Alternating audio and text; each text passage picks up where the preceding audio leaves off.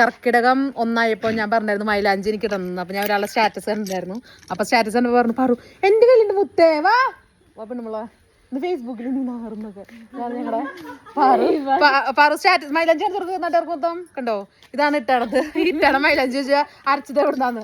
അപ്പൊ പറഞ്ഞു പാറു ഇവിടെ നോക്കൂ. പാറുന്റെ ശരിക്കത്തെ വരാണ് ശ്രുതിയുടെ ഭർത്താവാണ് പോണത് കുണുങ്ങി. മൈലാഞ്ചി ഇന്ന് ഞങ്ങൾ മൈലാഞ്ചി ഇടാൻ പോവാണ് ഗൈസ് അല്ലേ?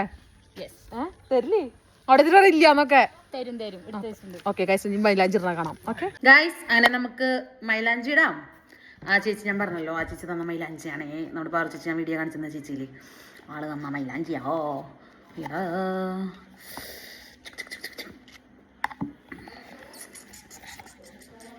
വാവ് അമേസിങ്.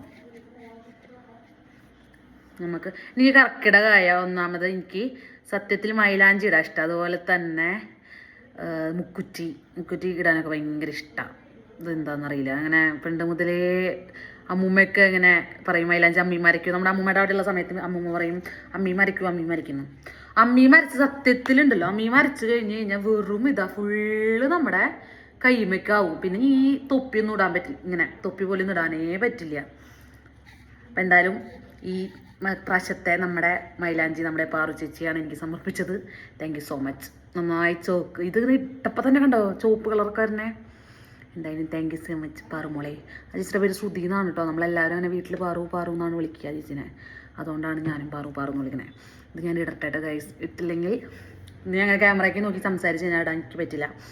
അപ്പം എന്തായാലും എല്ലാവരും മൈലാഞ്ചൊക്കെ ഇട്ട് അടിപൊളിയായിട്ട് ഇരിക്കാം. Okay bye.